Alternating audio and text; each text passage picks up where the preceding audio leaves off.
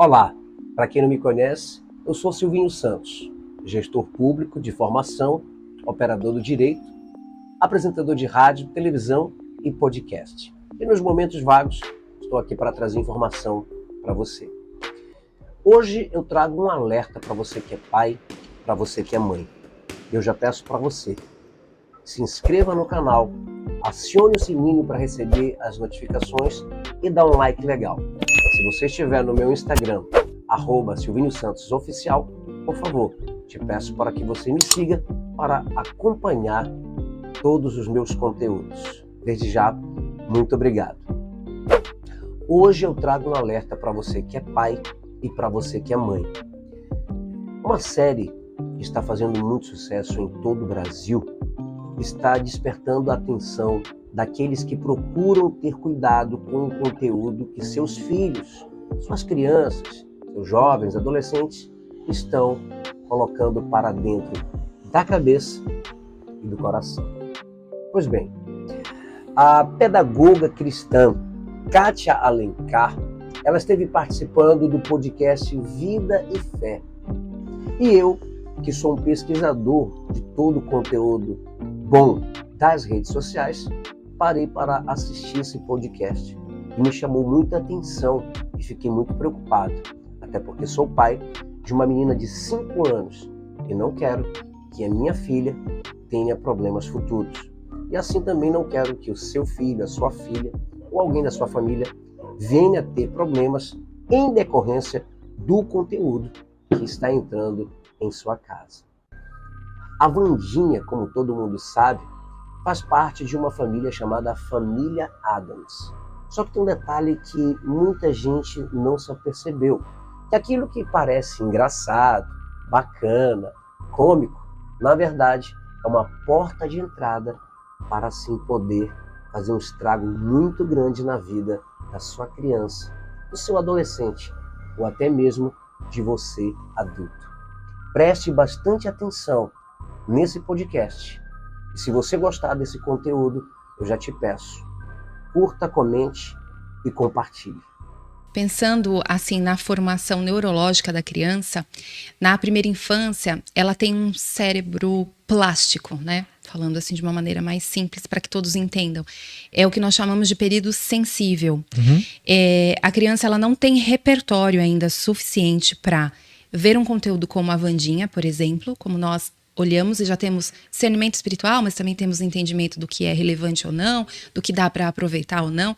A criança não, ela vai absorver tudo aquilo, e vai absorver mesmo, como uma verdade absoluta, e ela vai querer aplicar aquilo, porque ela está numa fase de experimentação. Então, trazendo para a Wandinha em si, quando ela ali vê todo o enaltecer da morte, né? Porque é isso que a série trata. A família Addams, na sua origem, é um repertório que fala de uma família, na época que foi escrita pela primeira vez, eu quando era criança assistia, aquela em branco e preto, ela veio para romper com os padrões da família americana, da então família americana, que tinham bons padrões naquela época, né? Valores de família. Então, o que o escritor fez? Ele vem construir uma família desconstruída, com um tom cômico. Havia uma comicidade muito boa na família Addams. A gente não pode falar que era ruim, era muito bom. Mas, se você for ver ali o fundamento, estava zombando da família tradicional, desde sempre. Aí, trazendo para os nossos dias, essa Wandinha que está aí bombando na Netflix, que já ultrapassou Strange Things, que já foi um boom, né, esse ano, conseguiu ultrapassar os acessos e visualizações. Essa Wandinha, ele pegou uma das personagens, que é essa figura da adolescente, e foi trabalhar em cima dela. E aí todo o enredo vai enaltecer a morte. Então a gente está falando de um conteúdo que vai trazer muito ocultismo, satanismo, sempre embrulhado com a comicidade, com a modernidade, que é o secularismo, né, o relativismo, e que a Netflix coloca lá a classificação. É 12 anos. Só que os próprios pais não respeitam essa classificação, né? Muitos deixam o filho assistir, ou não deixaram diretamente, mas como você falou, a criança tem acesso, né? Abriu lá e assistiu. E aí ela tá absorvendo tudo isso. E aí, como eu disse, ela vai querer experimentar. Aí ela vai colocar em prática algumas coisas que ela aprendeu lá. A gente pode pensar nesse costume desde Harry Potter. Harry Potter é o bruxinho lá que ensina a fazer magias e tudo aquilo acontece dentro de um contexto escolar, né? Nada é por acaso. E aí essa geração de Harry Potter é a geração que mais se envolveu com o ocultismo. Porque inicialmente a ideia era só entretenimento. É para assistir como a gente assistia antes, né? E separava o que era bom, o que não é. Mas essa geração, ela tá tão fraca espiritualmente, e fraca da palavra, e fraca de relacionamentos interpessoais, fraca de conexão familiar, que ela precisa de algo pra pegar. Suprir, né? Pra suprir. Então ela vai experimentar. Vamos ver se esse negócio funciona mesmo. Então tem algumas brincadeiras ali, algumas subjetividades. E ela vai experimentar. E às vezes é de uma maneira até indireta. Por exemplo, vou me vestir igual. Vou fazer a trend, vou fazer a dancinha lá. Joga no Explore do Instagram. O que mais aparece é gente de todas as idades fazendo a dancinha lá, reproduzindo a dancinha da Wandinha. E aí o que ocorre? Se tratando do mundo espiritual, que se move por legalidades e por pontos de contato, é a brecha que o inimigo precisa. A palavra de Deus fala que o inimigo anda ao nosso derredor, buscando a quem ele possa tragar. Então, aquela imagem, né, do leão ali em volta da presa, abrir um buraquinho, ele entra. E cada vez que a criança acessa isso e começa a experimentar, começa a usar, começa a aderir vocabulário do conteúdo, começa a se vestir igual, começa a querer a literatura, porque é isso que o encantamento do ocultismo faz. A criança não vai querer só assistir um episódio, ela vai querer assistir a série inteira, a temporada inteira, depois ela vai querer a roupa, depois ela vai querer o tema da festa de aniversário da Wandinha, depois ela vai querer o livro, depois se tiver algum show ela vai querer ir, aí ela passa a gostar também da Lady Gaga, que é a cantora que ali viralizou com a música, e aí vai se infiltrando, vai se criando enveredando. Pontes, né, dentro daquilo que ela assiste, exatamente, né? Então não é só um desenho, não é só uma série, não é só uma musiquinha, né? É algo muito profundo. Então, tem muitas implicações, sérias implicações, e que aí quando o pai se der conta, ele vai pedir ajuda dizendo assim como eu recebo muitos pedidos: Kátia, eu não sei o que aconteceu, mas do dia pra noite meu filho mudou. Agora ele só se veste de preto, agora ele não quer falar mais comigo, agora ele não quer ir mais pra igreja, parou de ler a Bíblia, e começa ali colocar uma lista de problemas. Só que não foi de um dia pra noite. Não foi. Foi com o tempo, sim, pouco a pouco. Foi alimentado, foi induzido aquilo, foi se envolvendo, e nem a criança tem essa noção, né, do quanto você se afunda. A palavra de Deus fala que nós temos que fugir da aparência do mal, porque ele sabe da nossa fraqueza, da nossa debilidade, e o quanto os nossos olhos, que são a janela da nossa alma, se sentem atraídos pelas coisas malignas.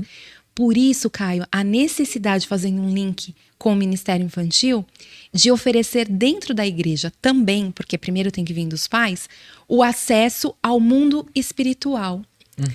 Bom, né? As coisas de Deus. Então a gente vive falando para as crianças lá, contando as histórias bíblicas, de que Deus abriu um mar vermelho, de que ele curou o leproso, de que ele fez cego enxergar, surdos ouvirem, mas raramente nós deixamos as crianças participarem desse momento de cura e milagres na igreja. Tem um episódio que eu gosto de mencionar. Uma vez eu estava numa reunião que algumas igrejas falam de célula, né? Outras de pequena família. Eu tava numa dessas reuniões, assim, onde você vai na casa do irmão pra comungar ali e depois tem um lanchinho no final, sabe? Aquele encontro, né? Aquele encontro. E aí teve um dia que uma pessoa, ela não manifestou, mas ela teve um momento de opressão e ela caiu. E aí eu me lembro claramente, assim, foi bem... tire todas as crianças da sala. Recolheram todas as crianças, e tinham muitas, inclusive minha filha, praticamente jogaram ali na cozinha para que elas não vissem aquilo.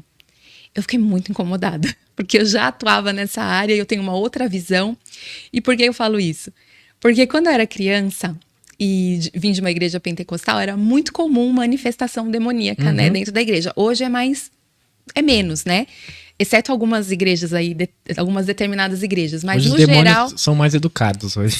São. Tem alguns pastores, né, que dizem assim, quando começa o culto, que proíbe a manifestação demoníaca que fique ali da porta para fora. Aí eu gosto do que meu pai comenta, né? Ele fala assim, legal. Aí o demônio que é educado, né, fica lá na porta para fora.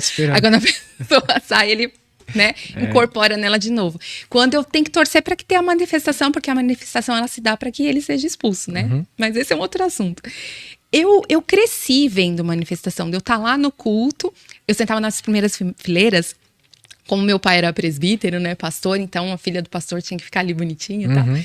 E aí a gente tava lá louvando, daqui a pouco você escutava o grito do demônio lá no fundo, e a pessoa vinha lá do fundo, e manifestava ali na porta. E o que o pastor falava? A primeira coisa, toda a igreja começa a orar, intercessão, inclusive as crianças. Nós não éramos retirados do templo. A gente ficava ali em intercessão, né? Legal. E assim, eu cresci vendo isso sem temer o mundo espiritual, pelo contrário, sabendo que eu fazia parte ali de um corpo que tem o poder de expulsar aquele mal. E aí eu não tinha curiosidade de buscar isso, porque eu vi o quanto era ruim. Agora, quando a criança ela não tem acesso ao mundo espiritual bom, ela tem uma necessidade, um vazio que todos nós temos das coisas eternas, e aí ela vai buscar no ocultismo. E lá ela vai ter respostas. Na primeira experiência, na primeira brincadeirinha que ela fizer reproduzindo uma mágica de Harry Potter, que tiver resultado, e vai ter, porque o inimigo vai aproveitar essa brecha e vai fazer funcionar, pronto, esquece Bíblia, esquece igreja, ela já está enveredada por esse caminho, porque é muito mais atraente. E é perigoso.